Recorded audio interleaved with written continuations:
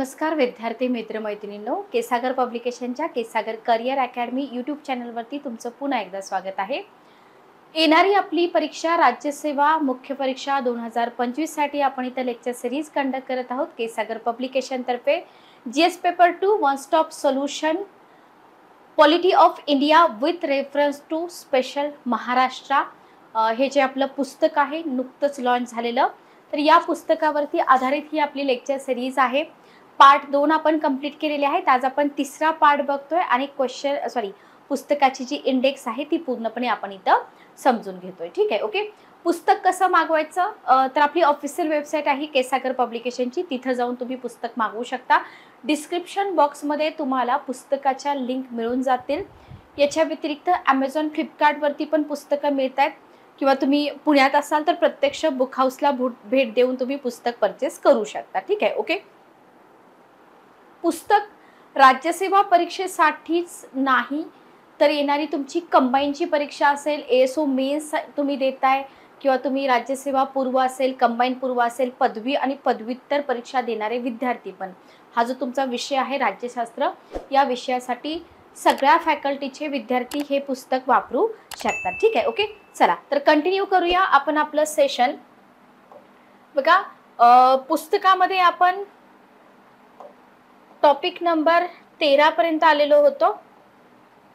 केंद्रीय कार्यकारी मंडळ आणि राष्ट्रपती. ओके, तर 12 नंबरचा टॉपिक आहे पुस्तकामध्ये केंद्रीय कार्यकारी मंडळ, ज्याच्यामध्ये पहिला पाठ दिलेला आहे तुम्हाला राष्ट्रपतींचा. पूर्व परीक्षा, मुख्य परीक्षा आतापर्यंत वस्तुनिष्ठ स्वरूपामध्ये आपण बघत होतो. इवन वस्तुनिष्ठ स्वरूपामध्ये बघताना सुद्धा तिथं आपण जस्ट एक मिनिट थांबा. ओके, तर तिथं आपण क्वेश्चन फक्त राष्ट्रपतींवरती बघत नव्हतो, कंपॅरेटिव्हली क्वेश्चन विचारले जात होते राष्ट्रपती, राज्यपाल, मुख्यमंत्री, पंतप्रधान अशा प्रकारे, बरोबर. तर इथं तुम्हाला राष्ट्रपतींची निवड असेल, निवड पद्धती, निवडणुकांचा आढावा. आता हा जो निवडणुकांचा आढावा आहे हा पॉइंट इथं नवीन आहे, म्हणजे येणाऱ्या रिटर्न पॅटर्नसाठी तुम्हाला हा इम्पॉर्टंट आहे. ठीक आहे, ओके. त्याच्यानंतर राष्ट्रपती पदाची मुदत असेल, वेतन आणि भत्ते आहेत, महाअभियोग असेल, ओके, घटनात्मक संरक्षण असेल. आता हा जो पार्ट आहे बघा, किंवा हा टॉपिक जो आहे स्टॅटिकचा पार्ट, तर तुम्हाला पुस्तकातून कव्हर करायचाच आहे. करंट अफेअर्समध्ये जर राष्ट्रपती पदाबाबत काही न्यूज असतील, ओके, काही इश्यू चालू असतील, काही नवीन बर्निंग इश्यू असतील, तर तिथं तुम्हाला क्वेश्चन विचारले जातात आणि तिथं आपल्याला स्टॅटिक आधी वापरावं लागतं आणि मग करंटचे मुद्दे त्याला कोरिलेट करावे लागतात. ठीक आहे, ओके. राष्ट्रपतींची कामे आणि अधिकार आहे, ज्याच्यामध्ये कार्यकारी अधिकार, वैधानिक अधिकार, आर्थिक अधिकार, विधिविषयक अधिकार. आपल्या एक्झाममध्ये सिंपल क्वेश्चन विचारतील, राष्ट्रपती पदाविषयी तुम्हाला अधिकार एक्सप्लेन करा, असा एखादा क्वेश्चन येऊ शकतो. पण जसं मी तुम्हाला सांगितलं की इंट्रोडक्शनमध्ये तुम्हाला त्या पदाशी रिलेटेड आर्टिकल, भाग, परिशिष्ट जे काही असतील ते आधी मेन्शन करायचंय, तरच तुम्हाला तिथं बेस्ट इम्प्रेशन तुमचं पडलेलं दिसेल. ठीक आहे, आणि संकीर्ण अधिकार. Okay, clear. त्याच्यानंतर आहे राष्ट्रपतींचं स्थान. केवळ घटनात्मक प्रमुख आहेत का, नामधारी प्रमुख आहेत का, वास्तव प्रमुख आहेत का, असं तुम्हाला तिथं विचारलं जाऊ शकतं. राष्ट्रपती आणि पंतप्रधान या दोघांची तिथं थोडीशी तुलनात्मक माहिती घेऊन क्वेश्चन तुम्हाला विचारला जाऊ शकतो. ठीक आहे, ओके. राष्ट्रपती आणि पंतप्रधान संबंध, याच्यामध्ये हा जो पार्ट आहे हा तुम्हाला नव्याने समाविष्ट झालेला दिसतो. प्रिलियमच्या बुक्समध्ये तुम्हाला हे सगळं मिळत नाही. डॉक्टर राजेंद्र प्रसाद, एस राधाकृष्णन, त्याच्यानंतर हुसेन ते बीडी जत्ती असतील, काही विचारहार्य मुद्दे आहेत जी तुम्हाला आन्सर रायटिंगसाठी उपयोगी पडणार आहेत. ठीक आहे, ओके. आता याच्यानंतर स्पेशली तुमच्या मुख्य परीक्षा जीएस पेपर 2 साठी राष्ट्रपती घटनात्मक हुकुमशहा किंवा राष्ट्रपती म्हणजे रबरी शिक्का, राष्ट्रपती म्हणजे घटनेचे संरक्षक, राष्ट्रपतींची निर्णय बुद्धी, हे सगळ्यात जास्त इम्पॉर्टंट पॉइंट आहेत. कारण का, अशाच पॉइंटवरती तुम्हाला क्वेश्चन येत असतात, लक्षात घ्या. क्लिअर. बाकीचा जो पार्ट आहे तो पार्ट तुम्हाला इंट्रोडक्शनसाठी वगैरे लागेल, स्टॅटिकचा पार्ट. पण हे जर तुम्हाला विचारलं की राष्ट्रपती एक घटनात्मक हुकुमशहा स्पष्ट करा, एक्सप्लेन करा, तर तिथं आपल्याला हे सगळे मुद्दे आले पाहिजेत. ओके.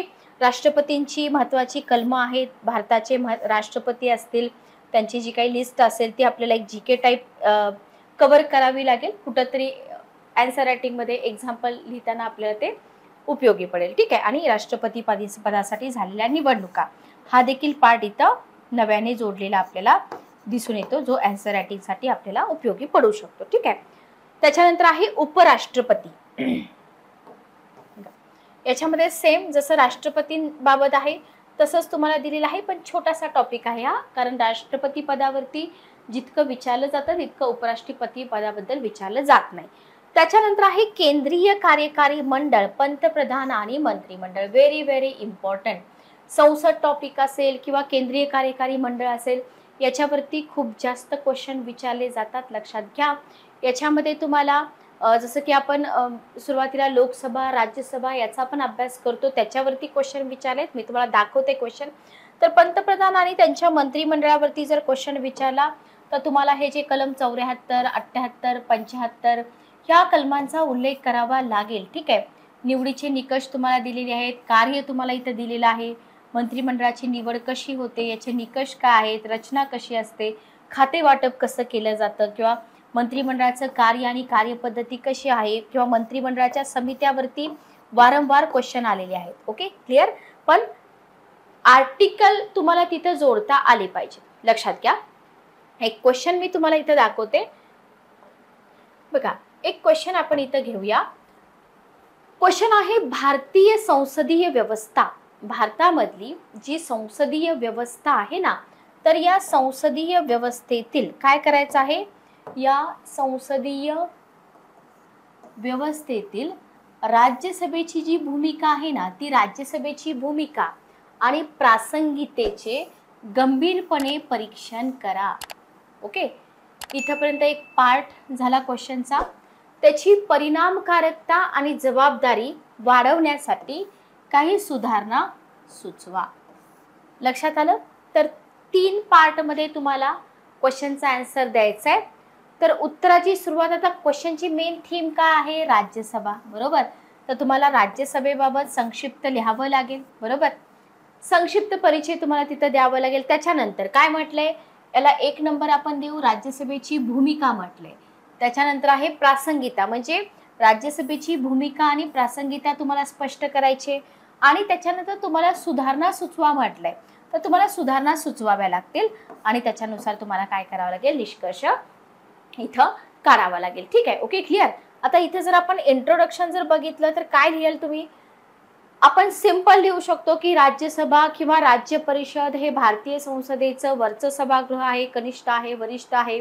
संघराज्य व्यवस्थेमध्ये राज्य आणि केंद्रशासित प्रदेशाच्या हिताचं प्रतिनिधित्व करतं. एक कायमस्वरूप सदन आहे, विसर्जनाच्या अधीन नाही, परंतु त्यातील 1/3 सदस्य दर 2 वर्षांनी निवृत्त होतात. तुम्ही दुसरेही मुद्दे लिहू शकता राज्यसभेशी रिलेटेड, फक्त तुम्हाला तिथं सांगायचं की राज्यसभेबद्दल. Okay, clear. त्याच्यानंतर आपल्या क्वेश्चनचा पार्ट काय येत होता, भूमिका आणि प्रासंगिकता. बघा इथं मी पुन्हा एकदा तुम्हाला दाखवते.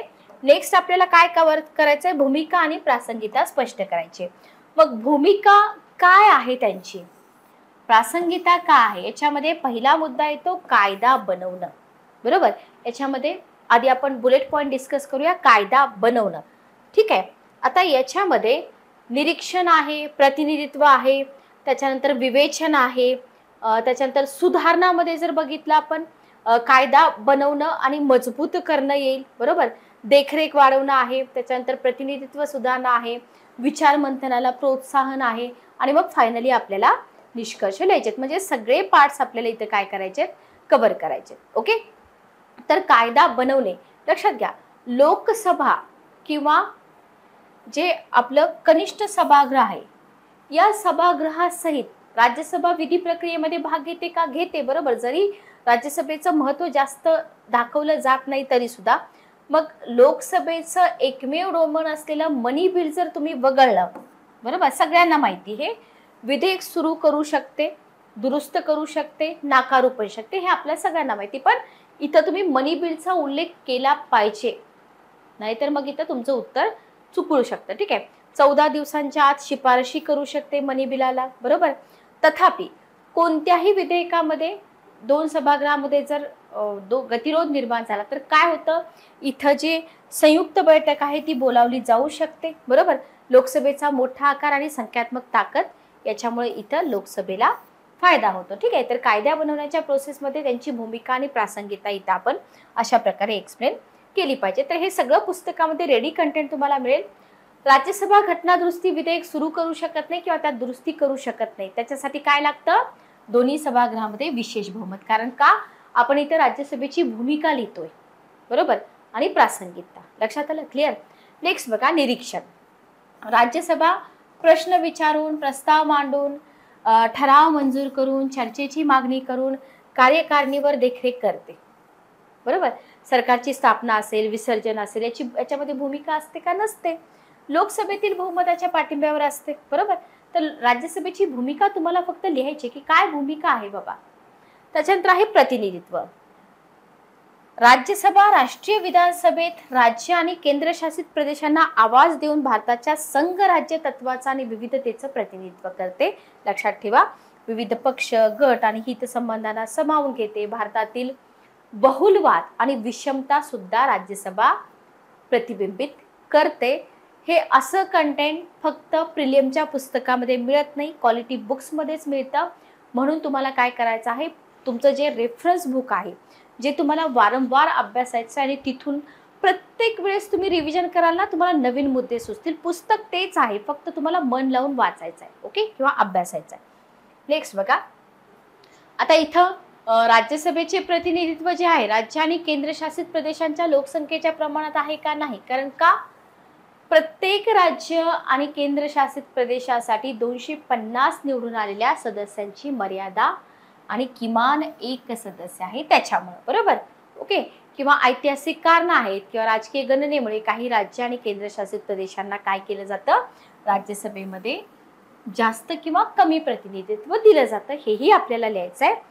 विवेचनामध्ये तुम्ही लिहू शकता, राज्यसभा हे राष्ट्रीय आणि आंतरराष्ट्रीय महत्त्वाच्या मुद्द्यावर चर्चा करतं, एक चर्चेचे कक्ष म्हणून काम करतं, विविध मतं व्यक्त करण्यासाठी, धोरणे मांडण्यासाठी एक मंच म्हणून प्रदान करतं किंवा सदस्यांच्या कौशल्याचा आणि अनुभवाचा फायदा होतो, ओके. तर राज्यसभेला जास्त अधिकार नसले तरी राज्यसभा जे काम करते त्याचं इम्पॉर्टन्स नाकारता येत नाही, लक्षात घ्या. आणि राज्यसभेमध्ये येणारे वारंवार व्यत्यय असतील, पक्षपाती राजकारण असेल, शिष्टाचाराचा अभाव असेल किंवा कोरमची अनुपस्थिती असेल, नियमांचा गैरवापर असेल, त्याच्यामुळे काय झालंय, त्याची गुणवत्ता जी आहे ना ती ढासळलेली दिसते आपल्याला, ओके. आता हे सगळं तुम्ही डिस्कस केलं, बरोबर. तुम्हाला काय म्हटलंय क्वेश्चनच्या शेवटी, की सुधारणा सुचवा, काय केलं पाहिजे, क्लिअर. तर इथं सुधारणेमध्ये तुम्ही पहिला मुद्दा सांगू शकता की कायदा मजबूत केला पाहिजे, बरोबर. कायदा बनवणे आणि मजबूत करणे. बघा, राज्यसभेला लोकसभेच्या तुलनेत जे कायदा बनवण्यासाठी अधिकार आहेत ना, तिथं थोडेसे अधिकार आणि स्वायत्ता वाढवली पाहिजे. विशेषतः राज्य आणि केंद्रशासित प्रदेशांशी संबंधित जे विषय आहेत किंवा संयुक्त बैठक बोलवण्यापूर्वी किंवा घटना दुरुस्ती विधेयक मंजूर करण्यापूर्वी राज्यसभेचा सल्ला इथं घेतला पाहिजे, बरोबर. मनी बिल जे आहे, मनी बिलावर सुद्धा त्यांचा अधिकार असला पाहिजे, ज्यात सहसा गैर आर्थिक बाबींचा समावेश असतो आणि त्याचा परिणाम अधिकार क्षेत्रावरती होतो, ओके. हे तुम्ही तिथं सुचवू शकता.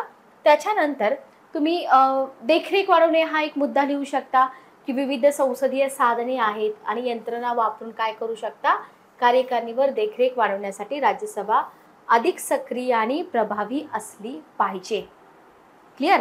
न्यायाधीश असतील, निवडणूक आयुक्त असतील, कॅग असतील, CVC असतील इत्यादी प्रमुख घटनात्मक कार्यकर्त्यांची नियुक्ती असेल, त्यांना काढून टाकण्याची प्रक्रिया असेल, इथं सुद्धा राज्यसभेचा सहभाग असला पाहिजे, जो नाही, ओके. माहितीची छाननी सक्षम करण्यासाठी कार्यकारिणीकडून माहिती आणि दस्तऐवजामध्ये अधिक प्रवेश असणे इथं आवश्यक आहे. अशा सुधारणा आपण बघा, अशा सुधारणा कधी सुचवू शकतो, जर तुम्ही क्वालिटी बुक्स वापरले असतील तर. कारण बुक्समध्ये हे सगळं दिलेलं असतं, लक्षात घ्या. फक्त तुम्हाला जसं मी बोलले की तुम्हाला क्वेश्चनची प्रॅक्टिस करायची असते, आन्सरची प्रॅक्टिस करायची असते, बरोबर, ओके, क्लिअर. चला नेक्स्ट बघा, प्रतिनिधित्व सुधारणे. राज्य आणि केंद्रशासित प्रदेशांना काय केलं पाहिजे, आपण जे मुद्दा बोलला की त्यांना लोकसंख्येच्या प्रमाणामध्ये न्याय्य आणि न्याय्य प्रतिनिधित्व नाहीये, तर ते सुनिश्चित करण्यासाठी राज्यसभेमध्ये सुधारणा केली पाहिजे. स्त्रिया, अल्पसंख्याक, मागासवर्ग यांच्या प्रतिनिधित्वामध्ये पण सुधारणा केली पाहिजे. बरोबर. त्याच्यानंतर विचार मंथन प्रोत्साहन आहे, की संसदेचे वर्तनाचे नियम असतील, तर इथं काय केलं पाहिजे, संवादाची संस्कृती वाढवली पाहिजे. तर असे मुद्दे तुम्ही लिहून इथं जे उपाय आहेत ना, ते उपाय इथं तुम्ही सुचवू शकता. ठीक आहे. Okay, clear. आणि फायनली तुम्ही निष्कर्ष लिहा. मेन थीम काय आहे क्वेश्चनची? राज्यसभा. तर राज्यसभा हा एक संसदीय प्रणालीचा अविभाज्य भाग आहे, अपरिहार्य भाग आहे, जो देशाच्या शासन आणि विकासामध्ये महत्त्वाची भूमिका बजावतो, कार्य पार पाडतो. भारताच्या संघराज्याचे आणि विविधतेचे प्रतीक आहे. संवैधानिक मूल्ये आणि दृष्टी प्रतिबिंबित करतं. म्हणजे राज्यसभेबद्दल जितकं चांगलं लिहिता येईल तेवढं लिहा. तथापि त्याला काही आव्हाने आणि मर्यादा पण आहेत. जे क्वेश्चनची मेन थीम आहे ते तुम्हाला इथे लिहायचं आहे. आणि राष्ट्राच्या अपेक्षा आणि आकांक्षा पूर्ण करण्यासाठी सुधारणा झाल्या पाहिजे. तसं एक बॅलन्स आन्सर तुम्हाला इथं काय करावं लागतं, लिहावं लागतं. ठीक आहे. Okay, clear. तर हे सगळं तुम्हाला पुस्तकामध्ये मिळून जाईल. दुसरा क्वेश्चन आपण नंतर डिस्कस करूया. आधी आपण काय करूया, आपली इंडेक्स कंटिन्यू करूया. ठीक आहे. चला, त्याच्यानंतर आहे पंतप्रधान. आपण राष्ट्रपती बघितलं, उपराष्ट्रपती बघितलं. त्याच्यानंतर पुस्तकामध्ये तुमचा पुढचा टॉपिक आहे पंतप्रधान. सेम तुम्हाला पंतप्रधान, मंत्रिमंडळ, पंतप्रधान संसद, पंतप्रधान आणि जो सत्तारूढ पक्ष आहे, त्याच्यानंतर जनता असेल, राष्ट्रपती असतील, तर हे सगळे तुम्हाला इथं अभ्यासावं लागेल. त्याच्यानंतर सगळ्यात महत्त्वाचं म्हणजे केंद्राचं मंत्रिमंडळ आणि संसद यांचे जे संबंध आहेत ते तुम्हाला अभ्यासाचे. दैनंदिन कारभारामधील संबंध, पक्षशिस्त, लोकसभेचं विसर्जन आणि मग भारताचे पंतप्रधान आणि उपपंतप्रधान. इथं तुमचा 14 नंबरचा टॉपिक संपतो. ठीक आहे. त्याच्यानंतर टॉपिक येतो विधिमंडळ किंवा संसद. Very very important. खूप जास्त क्वेश्चन. आता जो क्वेश्चन दाखवला मी तुम्हाला तो तुम्ही इथूनच आहे असं म्हणू शकता. तर याच्यामध्ये तुम्हाला काय अभ्यासायचं आहे, लोकसभा अभ्यासायचे, राज्यसभा अभ्यासायचे, संसदेचे अधिकार आणि कामं अभ्यासायचे. संसदेचे अधिकार लक्षात ठेवा, कायदेविषयक आहेत, आर्थिक आहेत, कार्यकारी आहेत, घटनादुरुस्ती विषयक आहेत. Okay, clear. कारण क्वेश्चन कशावरतीही येऊ शकतात. त्याच्यानंतर लोकसभेचे अध्यक्ष, उपाध्यक्ष आहेत, याच्याबद्दल आपल्याला विचारलं जाऊ शकतं. त्याच्यानंतर तुम्हाला लोकसभेचे सभापती, उपसभापती आहेत. आणि सगळ्यात महत्त्वाचं म्हणजे संसदेची जी 2 सभागृह आहेत ना, याच्यामधले संबंध तुम्ही व्यवस्थित अभ्यासा. जसं आत्ता आपण क्वेश्चन बघितला, केवळ राज्यसभेलाच असलेले अधिकार, लोकसभेचं श्रेष्ठत्व, या दोन्हींचा एकत्र पाठ घेऊन तुमचा आत्ताचा क्वेश्चन मी तुम्हाला दाखवला. बरोबर. किंवा इथं संघ शासित प्रदेशाबद्दल सेपरेट माहिती आहे. त्याच्यानंतर तुम्हाला लोकसभेतील महिलांचं प्रतिनिधित्व, व्हेरी व्हेरी इम्पॉर्टंट येणाऱ्या तुमच्या मेन्स एक्झामसाठी. ठीक आहे. Okay, clear. हा वाला पार्ट, सॉरी, संसदेच्या अधिकारावर पडलेल्या मर्यादा आहेत, हे सगळं आपल्याला करावं लागेल. त्याच्यानंतर तुमचा टॉपिक येतो विधी प्रक्रिया. बघा, विधी प्रक्रियेमध्ये तुम्हाला हे जे पहिलं वाचन, दुसरं वाचन, तिसरं वाचन हे थोडंसं जास्त नाही विचारलं जाऊ शकत, पण सांगता येत नाही. पण इथं जी साधी चर्चाबंदी आहे, गिलोटीन चर्चाबंदी आहे, कांगारू चर्चाबंदी आहे, हे थोडंसं नवीन कंटेंट आहे.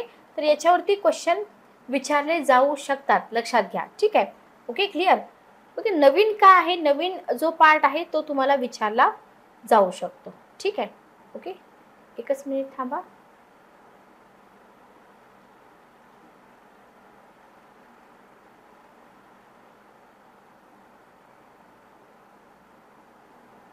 चला बघा, त्याच्यानंतर आर्थिक विधिनियम निर्मिती. आता आर्थिक विधिनियम निर्मितीवरती प्रिलियमला तर जास्त क्वेश्चन विचारत नव्हते, पण मेन्सला विचारले जाऊ शकतात. कारण का, इथं तुम्हाला लेखानुदान म्हणजे प्रिलियमला नाहीत विचारले, पण मेन्सला विचारले जाऊ शकतात. धनविधेयकाबद्दल जास्त क्वेश्चन विचारतील. ठीक आहे, लक्षात घ्या. याच्यामध्ये पण इम्पॉर्टंट मी तुम्हाला सांगते, आन्सर रायटिंगसाठी धनविधेयक तुम्ही नक्की करा. त्याच्यानंतर जो महत्त्वाचा पार्ट आहे तो म्हणजे संसदीय समित्या. Very very important. बघा, याच्यामध्ये तुम्हाला संसदीय समित्यामध्ये जे पार्ट इथं दिलेले आहेत, स्थायी समित्या आहेत, अस्थायी समित्या आहेत. बरोबर. ज्याच्यामध्ये स्थायीमध्ये वित्तीय समित्या येतात, चौकशी समिती अस्थायीमध्ये येते, सल्लागार समिती अस्थायीमध्ये येते. त्याच्यानंतर प्रवर समिती, लोकलेखा समिती, अंदाज समिती, कामकाज सल्लागार समिती, दुय्यम विधी नियम समिती, हे सगळं महत्त्वाचं आहे जे आपल्याला येणाऱ्या परीक्षेसाठी करायचं आहे आन्सर रायटिंगसाठी. ठीक आहे. नियम समिती आहे, अर्ज समिती आहे, महिला सबलीकरण. तर हे इतकं सगळं कंटेंट तुम्हाला कुठल्याच पुस्तकामध्ये दिसणार नाही ज्याच्यावरती याच्या बाहेर क्वेश्चन जातच नाहीत. लक्षात घ्या, याच्या बाहेर क्वेश्चन जाणारच नाहीत. इथं जेवढे पॉईंट दिलेत त्याच्यावरतीच तुम्हाला क्वेश्चन विचारले जाणार आहेत. ठीक आहे. ओके. आणि संसदीय समित्यांची नवी व्यवस्था बघा, अपडेटेड पुस्तक आहे. ओके. याला करा IMP, नवी व्यवस्था. नव्या व्यवस्थेमध्ये स्थायी समित्यांची स्थापना आणि स्थायी समित्यांच्या संख्येतील वाढ हा पाठ तुम्हाला इथं दिलेला आहे.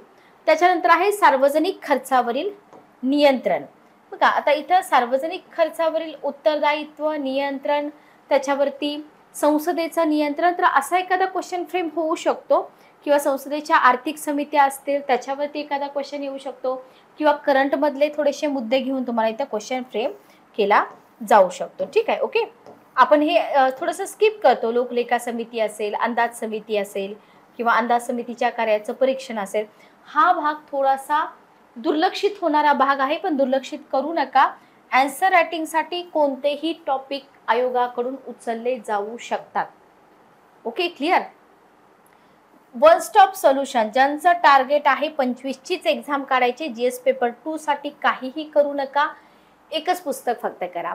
त्याच्यानंतर सार्वजनिक उपक्रमासंबंधीची समिती आहे. तर ह्या सगळ्या समित्या आपल्याला कराव्या लागतील.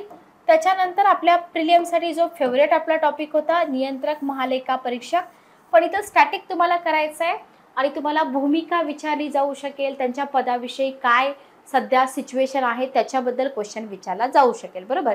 त्यांच्या कार्याचं महत्त्व काय आहे, इतिहास काय आहे, पदाची निर्मिती कशी आहे, हे सगळं तुम्हाला करावे लागतील. बरोबर. घटनेमध्ये तरतुदी आहेत का, नियुक्ती असेल, पदच्युती असेल, कार्यकाळ असेल. तर हे स्टॅटिकचा भाग लक्षात ठेवा. म्हणजे करंट अफेअर्सचा एखादा मुद्दा घेऊन जर तुम्हाला क्वेश्चन विचारला तर तिथं अडचण येणार नाही. ठीक आहे. ओके. क्लिअर. आणि नियंत्रक महालेखा परीक्षाची प्रमुख कार्य आहेत, कार्यांबद्दल तुम्हाला एखादा क्वेश्चन बनू शकतो. कार्याचं मूल्यमापन दिलेलं आहे, रेडी कंटेंट आहे, मूल्यमापनावरती क्वेश्चन बनू शकतो. त्याच्यानंतर तुम्हाला कलम तर लक्षात ठेवायचीच आहेत आन्सर रायटिंगसाठी. पुढचा पार्ट आपला येतो महत्वाचा या पुस्तकातला, तो म्हणजे भारतीय न्याय व्यवस्था. Very very important. बघा, काही पार्ट मी फास्ट घेतलाय कारण का तो जास्त इम्पॉर्टंट नाही, पण क्वेश्चन येऊ शकतात. पण जो पार्ट 100% क्वेश्चन येणार आहे ना, तो म्हणजे भारतीय न्याय व्यवस्था. आता याच्यातला प्रत्येक मुद्दा तुम्हाला समजून घ्यायचा आहे. जसं की एकात्म न्याय व्यवस्था का आहे, सर्वोच्च न्यायालयाची रचना, हंगामी नियुक्ती, निवृत्ती न्यायाधीशांची नियुक्ती असेल, न्यायाधीशांची नियुक्ती, प्रत्यक्ष नेमणुका असेल, निरपेक्षतेसाठी तरतुदी असतील, घटना संरक्षणाची शपथ असेल. हा झाला स्टॅटिकचा पार्ट. आता पुढे तुम्हाला सर्वोच्च न्यायालयाचं जे कार्यक्षेत्र आहे ना, अभिलेख, प्रारंभिक, पुनर्विचार, सल्ला विषयक, याच्यावरती खूप चांगले क्वेश्चन फ्रेम होतात मुख्य परीक्षा आन्सर रायटिंगसाठी. लक्षात ठेवा. ठीक आहे. ओके. तुम्हाला हे सगळं ओळखीचं वाटेल, पण आपण फक्त प्रिलियम पुरतं केलेलं होतं. मेन्ससाठी जो भाग याच्यामध्ये दिलाय तो तुम्ही कधी वाचलेला नसेल. ओके. त्याच्यानंतर उच्च न्यायालय आहे. जसं सर्वोच्च न्यायालयाचा आपण अभ्यास करतो तसंच तुम्हाला इथं उच्च न्यायालयाचा अभ्यास करायचा आहे.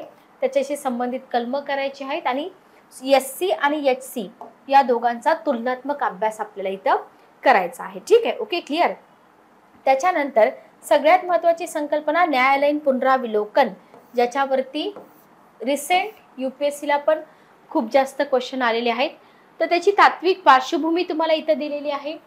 न्यायालयीन पुनरावलोकनाचा जो विकास झालेला आहे तो विकास कसा झालाय ते देखील तुम्हाला इथं दिलेलं आहे.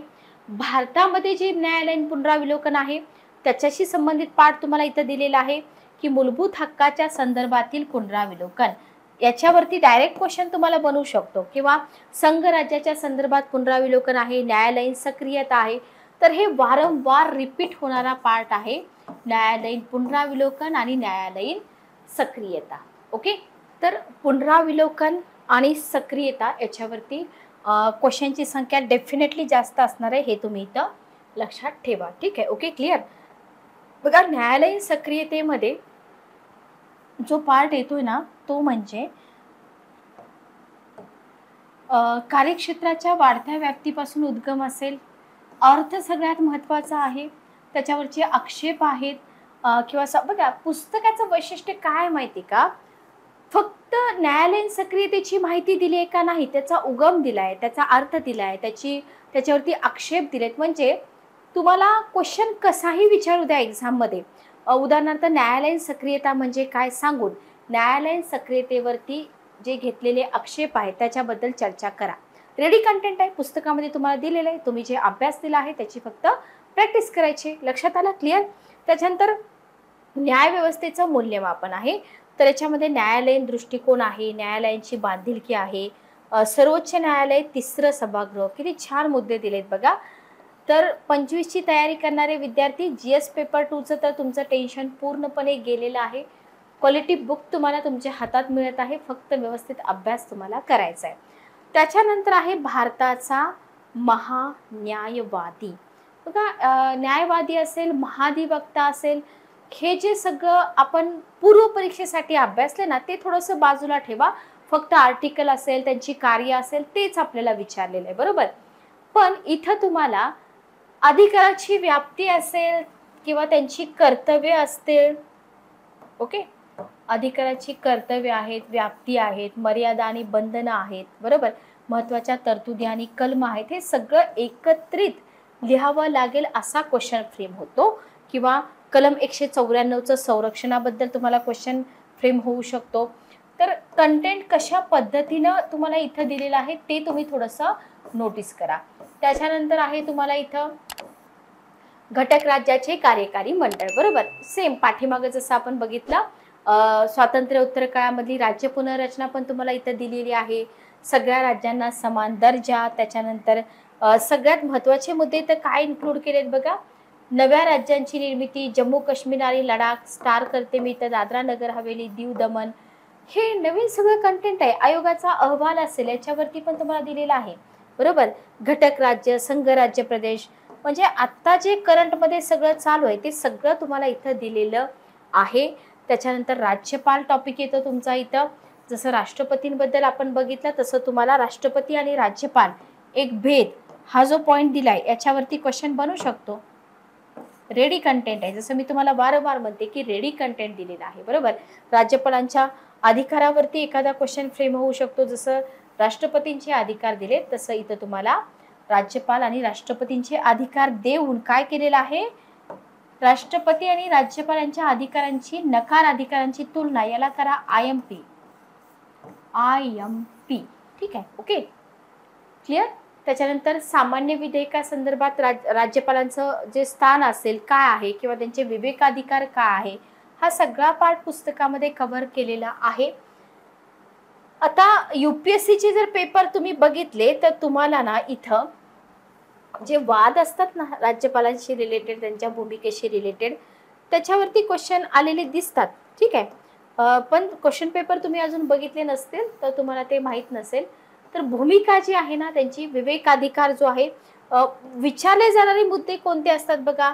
विवेकाधिकार विचारला जाऊ शकतो, बरोबर. किंवा यांची जी भूमिका आहे, राज्यपालांची भूमिका, या भूमिकेवरून उद्भवलेले वाद आहेत जे तुम्हाला नॉर्मल बुक्समध्ये मिळत नाहीत. कारण का विचारतच नाहीत आपल्याला वाद वगैरे प्रिलिमला, पण इकडे विचारले जातात. तर वादग्रस्त पद आहे, केंद्र सरकारच्या हातातील प्यादे आहेत किंवा घटनात्मक मर्यादांचं उल्लंघन असेल, राजकीय अस्थिरतेचा कालखंड म्हणतात, काँग्रेस पक्षाचा महत्त्वपूर्ण वाटा, अन्य पक्षही तितकेच जबाबदार, वगैरे वगैरे, ठीक आहे. सरकारी आयोगाच्या शिफारसीकडे दुर्लक्ष, याला आपण स्टार करूया. राजकीय नेत्यांची राज्यपालपदी वर्णी असेल, याच्यामध्ये SCची भूमिका काय असेल, किंवा अध्यादेश काढण्याचा जो त्यांचा अधिकार आहे त्याची तुलना असेल. आणि महाराष्ट्राचा रेफरन्स दिलाय, महाराष्ट्राचे राज्यपाल, ओके. त्याच्यानंतर येतं मुख्यमंत्री आणि मंत्रिमंडळ, ज्याच्यामध्ये तुम्हाला आर्टिकल 163, 164, 167 व्यवस्थित कव्हर करावं लागेल. इथं तुम्हाला मंत्रिमंडळ बरखास्ती, सामूहिक जबाबदारी, मुख्यमंत्र्यांचं स्थान, सगळा पार्ट तुम्हाला पुस्तकामध्ये दिलेला आहे. असा कोणताच पार्ट नाहीये, बीट टू बीट तुमचा GS पेपर 2चा सिलेबस पुस्तकामधून कव्हर होतोय. विद्यार्थी प्रिय असं हे पुस्तक डेफिनेटली बनणार आहे. तर मुख्यमंत्र्यांचे अधिकार आणि कामं दिले. मुख्यमंत्री, राष्ट्रपती, राज्यपाल, उपराष्ट्रपती, पंतप्रधान, निवडणूक आयुक्त, सगळ्यांचे अधिकार कार्य आपल्याला इथं करायचेच आहे. ठीक आहे, ओके, क्लिअर. याच्यानंतर आपल्याला इथं दिलेलं आहे बघा, मंत्रिमंडळाची कार्य दिलेली आहेत, मुख्यमंत्री आणि मंत्रिमंडळाची संबंधित कलम. बघा, हे जे शेवटी दिलेले हायलाइट केलेले मुद्दे आहेत की नाही, हे खूप महत्त्वाचे असतात एक्झामसाठी. ओके. त्याच्यानंतर घटक राज्याचं विधिमंडळ आहे, ज्याच्यामध्ये कायदे मंडळामध्ये राज्य कायदे मंडळाची जी रचना आहे त्याच्यामध्ये भिन्नता का आहे. जसं तुम्हाला राज्यसभेच्या अस्तित्वावरती क्वेश्चन होता, तसंच विधान परिषदेच्या अस्तित्वावरती क्वेश्चन. ओके. विधानसभेबद्दल क्वेश्चन येऊ शकतो, विधान परिषद आणि विधानसभा दोघांमध्ये तुलनात्मक क्वेश्चन येऊ शकतो, लक्षात ठेवा. त्याच्यानंतर आपल्याला इथं दिलेलं आहे विधान परिषद, विधानसभा विधान परिषद दोन्ही व्यवस्थित इथं कंप्लीट केलेलं आहे. आणि पुढचा पार्ट आपला येतो इथं मुंबईचे शेरीफ पण त्यांनी दिलेला आहे. आता इथं आपले 22 टॉपिक कव्हर होतात. आपण काय करूया, आपण आपला जो क्वेश्चन आहे तो एक क्वेश्चन इथं डिस्कस करूया, म्हणजे पुढची इंडेक्स आपण कव्हर करून घेऊया. ठीक आहे, ओके. चला बघा, एक क्वेश्चन आपण घेतला होता, भारतीय संसदेला एक प्रातिनिधिक आणि विधिमंडळ म्हणून आपली भूमिका पार पाडताना जे काही आव्हानं येत आहेत, जी काही आव्हानं भेडसावत आहेत, बरोबर, तर भेडसावणाऱ्या आव्हानांची आणि त्या सोडवण्यासाठी केलेल्या उपाययोजनांची चर्चा करा. ठीक आहे, ओके. संसदेबद्दल क्वेश्चन आहे, काय लिहायचंय तुम्हाला. मग आपल्याला संसदेसमोर जी आव्हानं येत आहेत ना, तर त्या आव्हानाची चर्चा करायची, ओके. आणि मग आपलं उत्तर सुरू करायचंय. आव्हानांना तोंड देण्यासाठी केलेली उपाययोजना, म्हणजे 2च पॉइंट्स आहेत पण खूप मोठे आहेत. त्याच्यानुसार काय करायचंय, निष्कर्ष काढायचे आहेत. Okay, clear. बघा, क्वेश्चन कसे विचारले जातात, तर याच्यामध्ये तुम्ही काय लिहिणार. मग राष्ट्रपती, लोकसभा, राज्यसभा. संसदेमध्ये कुणाकुणाचा समावेश असतो, राष्ट्रपती, लोकसभा, राज्यसभा. देशाची सर्वोच्च विधानमंडळ आहे. कायदे तयार करणं, धोरणांची छाननी करणं, नागरिकांच्या हिताचं प्रतिनिधित्व करणं, याच्यासाठी कोण जबाबदार आहे, संसद जबाबदार आहे, बरोबर.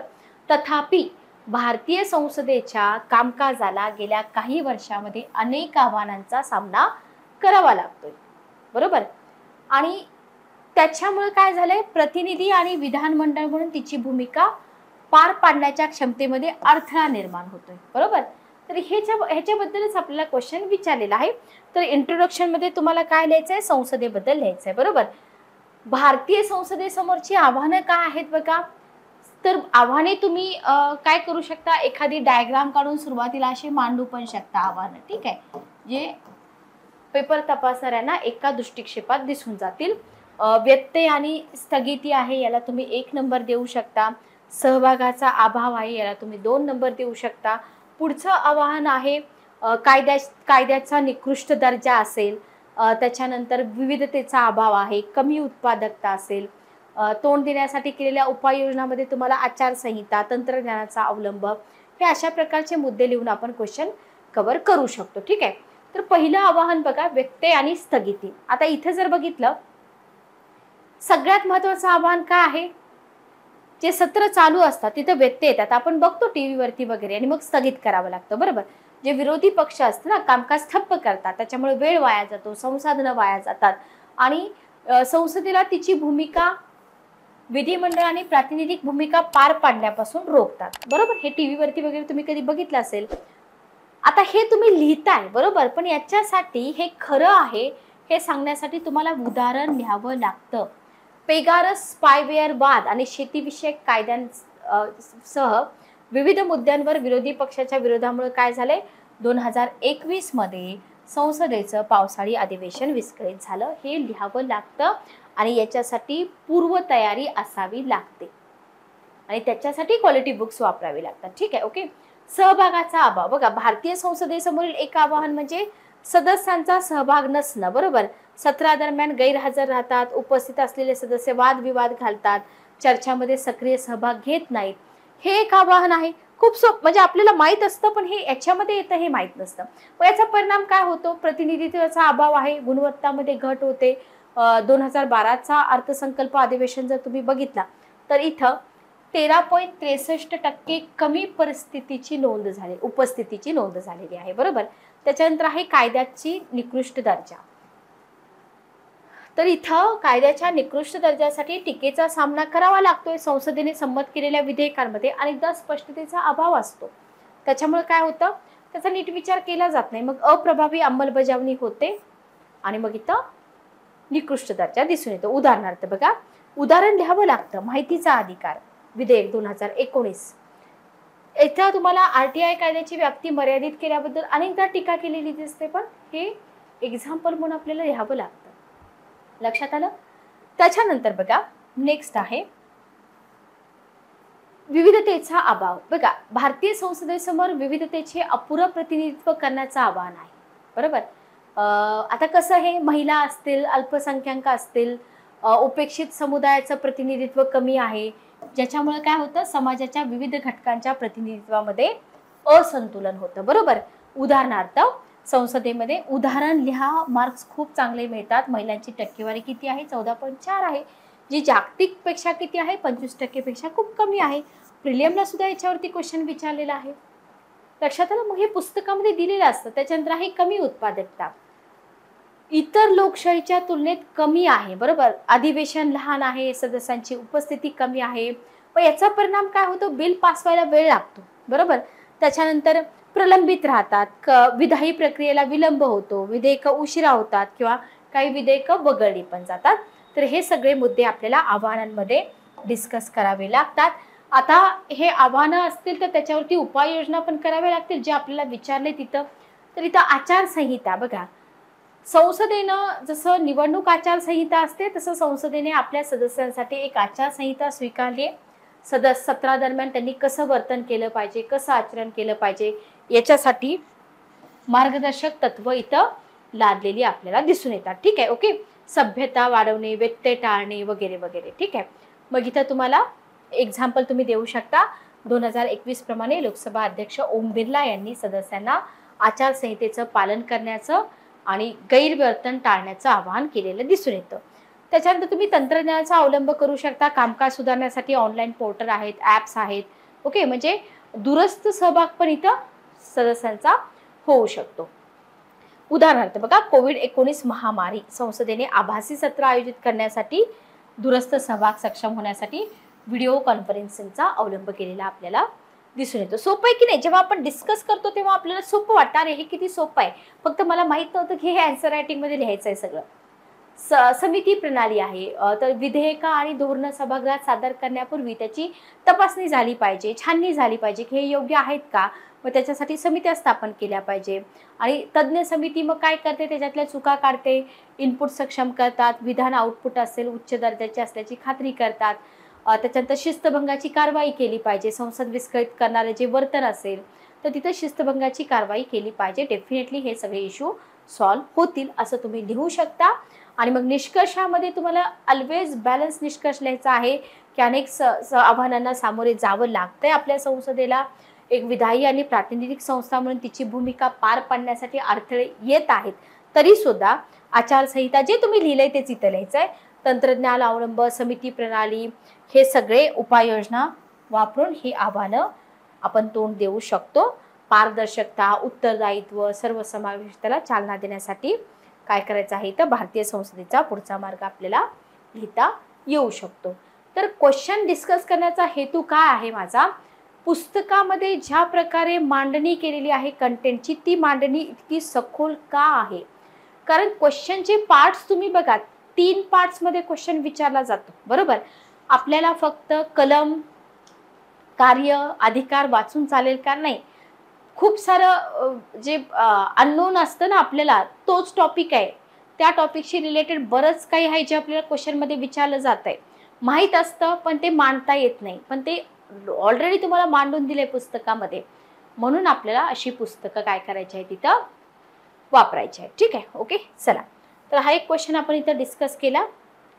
आपली इंडेक्स कुठपर्यंत आली होती बघा. ओके, एकच मिनिट थांबा. चला, विधान परिषद आपण कंप्लीट केलेली आहे. त्याच्यानंतर सगळ्यात महत्त्वाचा टॉपिक राज्यघटनेतील आणीबाणी विषयक तरतुदी. ठीक आहे. बघा इथं आणीबाणीचे प्रकार, राष्ट्रीय आणीबाणी, घटनात्मक आणीबाणी, आर्थिक आणीबाणी सगळं दिलेलं आहे. राष्ट्रीय आणीबाणीचे परिणाम दिलेले आहेत, प्रत्यक्ष वाटचाल दिलेली आहे. कलम 356चा उल्लेख पाठीमागच्या क्वेश्चनमध्ये आपण केला होता, आठवतंय का बघा. तर 356 आहे. राष्ट्रीय आणीबाणी, घटक राज्य आणीबाणीचे परिणाम असतील. त्याच्यानंतर आर्थिक आणीबाणीबद्दल एखादा क्वेश्चन, जरी आर्थिक आणीबाणी कधी लागलेली नसली तरी सुद्धा क्वेश्चन विचारले जाऊ शकतात. लक्षात आलं, क्वेश्चन विचारले जाऊ शकतात. आणि सगळ्यात महत्त्वाचं म्हणजे राष्ट्रीय आणीबाणी आणि राष्ट्रपती राजवट यांची तुलना तुम्हाला विचारली जाऊ शकते. ओके, तुलना करून इथं एखादा क्वेश्चन बनू शकतो, हे तुम्ही इथं लक्षात ठेवा. बघा त्याच्यानंतर आपल्याला इथं काय दिलेलं आहे, त्याच्यानंतर आपल्याला इथं दिलेलं आहे निर्वाचन आयोग. बरोबर, म्हणजे आपला निवडणूक आयोग. आयोग आणि मंडळाचे प्रकार दिलेले आहेत. त्याच्यानंतर वित्त आयोग, बघा सॉरी निर्वाचन आयोगामध्ये तुम्हाला निवडणूक आयोग, आयोगाची कार्य आणि सगळ्यात महत्त्वाचं ॲड केलेला भाग म्हणजे मतदारसंघ निर्धारण आयोगासाठी विवादांची सोडवणूक आणि सुधारणा आणि मुख्य निवडणूक आयुक्त. ठीक आहे, तर हे इथं तुम्ही लक्षात ठेवा. त्याच्यानंतर आहे वित्त आयोग. वित्त आयोगाबद्दल जर आपण इथं बघितलं, केंद्र राज्य आर्थिक संबंधाशी निगडीत घटनात्मक तरतुदीन्वये अस्तित्वात आतापर्यंत झालेले वित्त आयोग, वित्त आयोगाचं कार्य, हे सगळं आपल्याला एक्झाममध्ये विचारलं जाऊ शकतं. लोकसेवा आयोग आहे. लोकसेवा आयोगामध्ये तुम्हाला घटनात्मक तरतूद, लोकसेवा आयोगाची रचना, कार्य, सल्ला, आयोगाचा अहवाल असेल, केंद्रीय लोकसेवा आयोग असेल, त्या दोघांमधला अधिकारातला फरक असेल, हा सगळा तुम्हाला इथं विचारला जाऊ शकतो. संयुक्त राज्य लोकसेवा आयोगावरती पण क्वेश्चन येऊ शकतो. आणि लोकसेवा आयोगाच्या कार्याचं परीक्षण असेल, जिथं विधायक भूमिका वगैरे असे मुद्दे एक्झाममध्ये विचारले जाऊ शकतात. ठीक आहे, ओके क्लिअर. चला बघा त्याच्यानंतर आयोगाचा घटनात्मक दर्जा, आयोगाची कार्य, हे सगळं तुम्हाला दिलेलं आहे. सल्लादायी कार्य. त्याच्यानंतर येतो अनुसूचित जाती जमातींसाठी आयोग. हा पण जो पार्ट आहे ना, हा पार्ट खूप महत्त्वाचा आहे आणि आयोगाचा आवडता आहे, लक्षात घ्या. ठीक आहे, आता याच्यामध्ये जर आपण बघितलं अनुसूचित जाती जमातींसाठी राष्ट्रीय आयोग आणि अनुसूचित जमातींसाठी राष्ट्रीय आयोग, मागासवर्गीयांसाठी राष्ट्रीय आयोग, तिन्ही तुम्हाला व्यवस्थित कव्हर करायचे आहेत. घटनात्मक दर्जा, आयोगाची रचना, कार्य, दिवाणी न्यायालयाचे अधिकार कसे आहेत आणि अहवाल. तर हे तिन्ही आयोग जसे दिलेले आहेत तसे व्यवस्थित कंप्लीट करा. पुस्तकामध्ये पण दिलेले आहेत. आणि त्याच्यानंतर आपल्याला अभ्यासायचं आहे इथं राष्ट्रीय मानव हक्क आयोग आणि राज्य मानव हक्क आयोग. करंट अफेअर्समध्ये बरेच विषय असतात याच्याशी रिलेटेड. तर इथंही तुम्हाला या आयोगाला दिवाणी न्यायालयाचे अधिकार कसे आहेत आणि राज्य मानव हक्क आणि राष्ट्रीय मानव हक्क आयोग आपल्याला पूर्व परीक्षेसाठी जरी नाही विचारलं तरी मुख्य परीक्षेसाठी करावं लागतं. ठीक आहे, ओके क्लिअर. त्याच्यानंतर आहे राष्ट्रीय अल्पसंख्याक आयोग. आता हे जे आयोग वगैरे असतात ना, हे याचं फॅक्च्युअल सगळं लक्षात ठेवावं लागतं की यांचं कलम कोणत्या कलमाद्वारे आहे, वैधानिक दर्जा का आहे, रचना का आहे, अधिकार आणि कार्य काय आहे. ठीक आहे, ओके. त्याच्यानंतर राष्ट्रीय महिला आयोग आहे आणि सगळ्यात महत्त्वाचं इथं महाराष्ट्र राज्य महिला आयोग, आपल्या राज्याचा महिला आयोग. ठीक आहे, ओके. त्याच्यानंतर महाराष्ट्र राज्य महिला आयोगामध्ये डिटेल तुम्हाला रचना दिलेली आहे, आयोगाचे उद्दिष्ट दिलेले आहेत, महिलांसाठी कौटुंबिक न्यायालयाचा मुद्दा दिलेला आहे आणि ऍड झालेला पार्ट म्हणजे राष्ट्रीय अन्वेषण अभिकरण. व्हेरी व्हेरी इम्पॉर्टंट येणाऱ्या तुमच्या मुख्य परीक्षेसाठी. ठीक आहे, राष्ट्रीय अन्वेषण अभिकरण कायदा पण तुम्हाला इथं मेन्शन केलेला आहे, जे आपण म्हणतो की हा पार्ट मला कुठं मिळेल, तर पुस्तकामध्ये तुम्हाला दिलेला आहे. तर हा आहे 31 नंबरचा आपला टॉपिक. त्याच्यानंतर येतो आपला 32 नंबरचा टॉपिक राष्ट्रीय आपत्ती व्यवस्थापन प्राधिकरण. याच्यासाठी तुम्हाला जीएस पेपर 2 चा सिलेबस बघावा लागेल, तर तुम्हाला कळेल की हे सगळं पुस्तकामध्ये का दिलेलं आहे आणि पुस्तक का वन स्टॉप सोल्युशन आहे जीएस पेपर 2 साठी. ठीक आहे, ओके क्लिअर. राष्ट्रीय आपत्ती व्यवस्थापन प्राधिकरण, इथं तुम्हाला प्राधिकरणाची स्थापना, प्राधिकरणाची उद्दिष्ट, प्राधिकरणाची कार्य आहेत, त्याच्यानंतर जिल्हा आपत्ती व्यवस्थापन प्राधिकरण आहे, त्याच्यानंतर आंतरराज्यीय नद्या आणि पाणी वाटप प्राधिकरण. UPSC मेन्सचे पेपर काढा, तिथं तुम्हाला आंतरराज्यीय संबंधांवरती 100% मेन्सला क्वेश्चन आलेले दिसून येतील. ठीक आहे. केंद्रीय दक्षता आयोगावरती क्वेश्चन आहेत. नीती आयोग, नियोजन आयोग, राष्ट्रीय विकास परिषद आयोगाचे अतिशय आवडते टॉपिक आहेत, लक्षात घ्या. ठीक आहे. मग नीती आयोगाची संरचना पूर्ण, आता नीती आयोगाचे इंडेक्स येतात, नवीन नवीन न्यूज येतात, अजेंडा आहे, तर हे सगळं तुम्हाला इथं करावं लागेल. पण पूर्वीचा नियोजन आयोग जो आहे ना, त्या नियोजन आयोगाला सोबत घेऊन तुम्हाला हे सगळं करायचं आहे. ठीक आहे. ओके. वस्तू आणि सेवा कर परिषद आहे, केंद्रीय माहिती आयोग आहे, राज्य माहिती आयोग आहे, हे सगळं पुस्तकामध्ये तुम्हाला कव्हर होऊन जातंय. जेवढे क्वेश्चन तुम्हाला UPSC मेन्समध्ये दिसतील ना, त्यातल्या प्रत्येक टॉपिक तुम्हाला पुस्तकामध्ये दिसून जाईल, प्रत्येक टॉपिक आपल्या पुस्तकामध्ये दिसेल. Okay, clear. त्याच्यानंतर तुम्हाला इथं लोकपाल आणि लोकायुक्त पण दिलेलं आहे. येतात का क्वेश्चन? येतात. विद्यार्थ्यांना वाटतं फक्त मेन्सला येतात, बरोबर, पण आता सगळीकडेच क्वेश्चन येतात. लोकपाल कायदा आहे, अधिनियम दिलेला आहे, सगळी माहिती तुम्हाला इथं दिलेली आहे. त्याच्यानंतर बघा, लोकपाल कायदा, लोकप्रतिनिधी कायदा, याच्यावरती UPSCला खूप जास्त क्वेश्चन विचारलेले आहेत, आपल्याला पण विचारले जाऊ शकतात. 50चा कायदा, 51चा कायदा, 2002चा परिसीमन कायदा, निवडणुका संदर्भात सगळं एकाच ठिकाणी मिळतंय. ओके. आणि या कायद्यांवरती क्वेश्चन विचारलेले आहेत, पेपर तुम्ही काढून बघा. ओके. त्याच्यानंतरचा पार्ट येतो राज्य सचिवालय. विद्यार्थ्यांना बोर वाटणारा पार्ट आहे, पण करावं तर लागेल तुम्हाला, कारण शासनाचं धोरण ठरवणं, त्याच्यानंतर संघटनात्मक क्षमता असेल, अंदाजपत्रक तयार करणं असेल, सचिवालयाची रचना असेल, त्यांची कामगिरी असेल, हे कुठे ना कुठे आपल्याला एखादा क्वेश्चन त्याच्यावरती बनवू शकतो. त्याच्यामुळं हे सुद्धा आपल्याला काय करावं लागतं, इथं करावं लागतं. ठीक आहे. Okay, clear. त्याच्यानंतर आहे जिल्हा प्रशासन. ठीक आहे. जिल्हा प्रशासन, जिल्हा प्रशासनामध्ये जर आपण बघितलं तर हे थोडंसं मी फास्ट घेते, कारण जो महत्त्वाचा पार्ट आहे तो आपण कव्हर केलाय, पण पुस्तकामध्ये सगळं कव्हर होतंय हे लक्षात ठेवा.